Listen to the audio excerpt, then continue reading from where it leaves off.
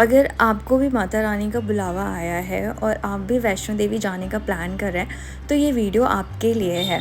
ये वीडियो मैं मार्च 2025 से पोस्ट कर रही हूँ। तो जो भी लेटेस्ट इन्फॉर्मेशन है कि कब टिकट्स बुक करनी है, आरती की टिकट्स कब बुक होंगी, कैसे कहाँ की टिकट बुक करनी है, तो वो सारी इन्फॉर्मेशंस इस वीडियो में होने वाली है।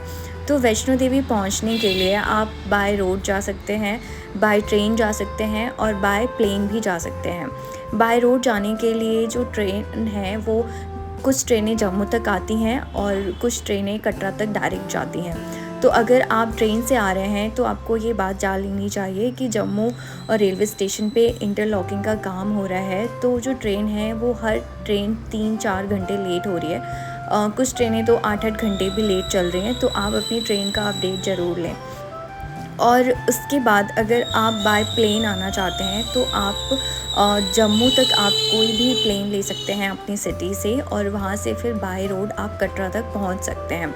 उसके बाद जब आप कटरा रेलवे स्टेशन पहुँचेंगे, अगर आप रेल से आते हैं तो रेल स्टेशन पे बहुत सारे वैसे तो ऑटो लगे रहते हैं, बट वहाँ पे गवर्नमेंट टैक्सीज़ भी चलती हैं जिनका जो किराया है वो सरकार द्वारा निर्धारित है। तो आपको जो भी आपका होटल है या जहाँ भी आप स्टे कर रहे हैं वहाँ तक का एक फेयर किराया आप वहाँ से ले सकते हैं।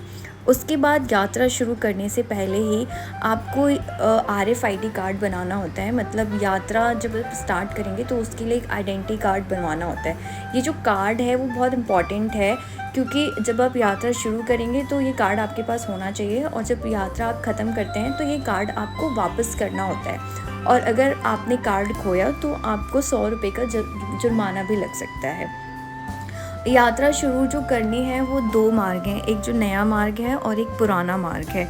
तो जो पुराना मार्ग है, जितने भी मंदिर हैं, चरण पादुका मंदिर, चाहे अर्धकुमारी माता के दर्शन करने हैं, वो जो सारे मंदिर हैं वो पुराने ही मार्ग पे आएंगे। और जो नया मार्ग है वहाँ वो बिल्कुल शांत सुनसान रास्ता है, वहाँ पे कोई मंदिर नहीं है। हालांकि जो लंगर सेवा है वो वहाँ भी चलती रहती है। साथ में अगर आप पुराना ही मार्ग चुनेंगे तो वहीं पे आपको पालकी, खच्चर, घोड़े की व्यवस्था जो है वो मिलेगी। नए मार्ग पे ये कोई व्यवस्था नहीं है, आपको सिर्फ पैदल ही यात्रा करना पड़ेगा। साथ में आप वैष्णो देवी की जो यात्रा है वो बाय हेलीकॉप्टर भी कर सकते हैं। हालांकि ये थोड़ा कॉस्टली पड़ता है, क्योंकि इसमें अगर आप सिर्फ जाते हैं तो आपको 2300 का किराया लगता है।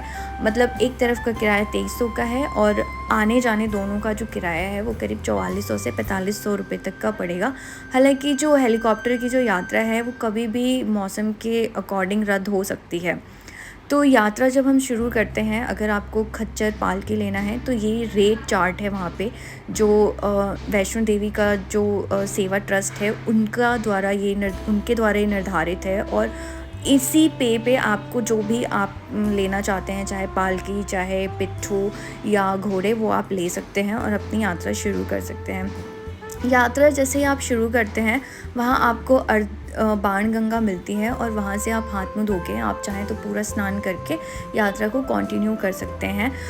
उसके बाद जब आप यात्रा हम शुरू करते हैं तो जो पहला मंदिर पड़ता है वो है चरण पादुका मंदिर। ऐसा कहते हैं कि जब माता रानी भैरव से भागकर पहाड़ में छुप रही थी तो उन्होंने यहीं पे रुक के पीछे मुड़ के देखा था कि भैरवनाथ कहाँ तक पहुँचा है। तो यहाँ पे मंदिर है, लेकिन ये जो मंदिर है वो सुबह 8 बजे ही खुलता है। तो अगर आप 8 बजे से पहले पहुँचे हैं तो आपको यहाँ दर्शन के लिए इंतज़ार करना पड़ सकता है। हालांकि रास्ता काफ़ी लंबा है, 14 से 15 किलोमीटर की चढ़ाई करनी है। रास्ते में खाने पीने और रुकने की बहुत अच्छी व्यवस्था है, तो आप रुक रुक के धीरे धीरे चढ़ सकते हैं और खा पी भी सकते हैं। और जो यात्रा है वो बहुत ही ज़्यादा खूबसूरत होने वाली है, क्योंकि जो मौसम है, आसपास जो पहाड़ है, जो वेदर है वो बहुत ही अच्छा होने वाला है। धीरे धीरे करीब आपको 3-3.5 घंटा लगेगा अर्धकुमारी तक पहुंचने में। ये मैं ऑन एवरेज टाइम बता रही हूँ, आप कम समय में भी पहुंच सकते हैं। मुझे 2.5 घंटा लगा था। और अर्धकुमारी में बहुत सारे स्टे करने की व्यवस्था है, वहाँ डोरमेट्रीज़ भी हैं जहाँ आप एक आदमी के लिए 100-150 रुपये दे के आराम से 4-5 घंटे रेस्ट कर सकते हैं। उसके बाद जब अर्धकुमारी से 2 रास्ते जाते हैं, एक हिमकोटी मार्ग है और एक जाता है हाथी मार्ग। ये दोनों रास्ते भवन के लिए जाते हैं। अगर आपको ई-व्हीकल लेना है और आप थोड़ा स्मूथ रास्ता चाहते हैं जाने के लिए तो आप हिमकोटी मार्ग से जा सकते हैं, लेकिन जो हाथी मार्ग है वो करीब 1.5 किलोमीटर लंबा है। और ई व्हीकल जो है इसकी टिकट्स आपको करीब करीब मिनिमम 1.5 से 2 महीने पहले बुक करनी होगी, क्योंकि ई व्हीकल जो है उसके टिकट्स बहुत कम अवेलेबल रहते हैं। और ई व्हीकल हर 2.5 घंटे के अंतर पे चलते हैं, मतलब मान लीजिए 2 घंटे के अंतर पे चलते हैं। आधा घंटा आपको पहले पहुंचना पड़ेगा, क्योंकि आपको टिकट्स के लिए लाइन में भी लगना है। अगर आपने ऑनलाइन भी बुकिंग किया है तो वहाँ पे जाके आपको अपनी बुकिंग स्लिप दिखानी है, और तब वो आपको टिकट्स देंगे और उस टिकट के साथ आप आगे यात्रा करेंगे। ई व्हीकल से मिनिमम आपको 15 मिनट का टाइम लगता है भवन तक पहुँचने के लिए। और यहाँ से जो ये रास्ता जो है इस पे यहाँ से आप पालकी ले सकते हैं, और क्योंकि अर्धकुमारी के ऊपर खच्चर या घोड़े नहीं जाते, सिर्फ पालकी जाती है, तो या तो आप ई व्हीकल बुक करें या हेलीकॉप्टर से ही आप डायरेक्ट चढ़ाई करें, या फिर आप पैदल चढ़ाई कर सकते हैं। ऐसे ही चढ़ते चढ़ते आपको रास्ते में आप स्वर्ग से भी सुंदर माता का भवन आपको दिखेगा। आप वहाँ पहुँचे और वहाँ पे भी बहुत सारे भवन बने हुए हैं, दुर्गा भवन है, गायत्री भवन है, ऐसे बहुत सारे भवन हैं जहाँ आप रुक सकते हैं। इन भवन की भी बुकिंग पहले से होती है। आप वैष्णो देवी की वेबसाइट पे जाते हैं और उस वेबसाइट से आप इनके टिकट्स बुक कर सकते हैं। सबकी जो टिकट्स है वो करीब करीब आपको 1.5 से 2 महीने पहले बुक कर लेनी है। यहाँ पे आरती की भी जो टिकट्स हैं वो आपको पहले बुक कर लेनी है। और लॉकर की भी फैसिलिटीज़ है, अगर आपको ऊपर नहीं रहना है तो आप 1-2 घंटे के लिए लॉकर ले सकते हैं। और कई बार क्या होता है कि पीक सीज़न में, मतलब जब भीड़ बहुत ज़्यादा बढ़ती है, लाइक अप्रैल के बाद जो भीड़ बहुत ज़्यादा बढ़ जाती है, मई जून में भीड़ बहुत होती है, तो आप नॉर्मल भी जूते चप्पल उतार के वहाँ पे दर्शन कर सकते हैं। उसके बाद आपका जो सेकंड डेस्टिनी है वो होता है भैरवनाथ के दर्शन करना, क्योंकि बिना भैरवनाथ के दर्शन के यात्रा पूरी नहीं होती। तो इसके लिए रोपवे है, रोपवे से आपको 5 मिनट लगेगा, और जो किलोमीटर से देखें तो 1.5 किलोमीटर की चढ़ाई है।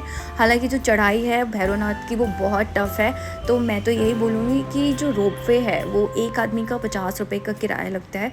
इसका टिकट भी पहले बुक हो जाता है, तो आप इसकी टिकट भी पहले ही बुक कर लें। 50 रुपये पर पर्सन का टिकट है, और एक रोपवे में करीब 35 से 40 लोग को एक बार में बिठाते हैं, और करीब 5 मिनट का डिस्टेंस है और आप भैरवनाथ के मंदिर में पहुंच जाते हैं। उसके बाद सेम टिकट को आपको संभाल के रखना है, क्योंकि उतरते समय भी आपकी टिकट्स चेक होंगी, और आप भैरवनाथ के दर्शन करके जब आएंगे तो वहाँ से आप टिकट दिखाएंगे और वापस नीचे उतर आएंगे।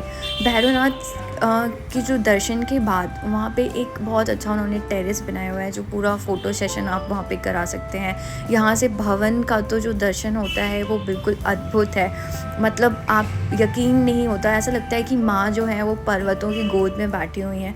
बहुत ही खूबसूरत नज़ारे हैं, और साथ में ही क्या है कि आप माता को नमन करते हुए, माता को धन्यवाद करते हुए आप नीचे उतर के आ सकते हैं। उसके बाद जब आप आते हैं तो हमने जो चढ़ाई की थी वो पुराने मार्ग से की थी, लेकिन जब हम उतरे थे तो हमने नए मार्ग ताराकोट मार्ग से किया था। हालांकि ये जो रास्ता है वो 3 किलोमीटर लंबा है, लेकिन ये बहुत ही शांत रास्ता है, बहुत ही साफ़ सुथरा है।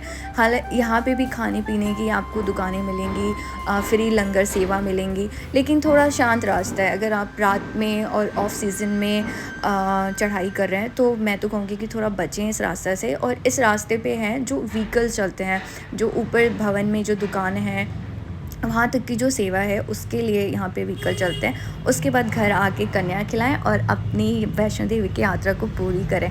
और प्लीज़ मेरे चैनल को सब्सक्राइब करें, लाइक करें, शेयर करें, और बोलें जय माता की।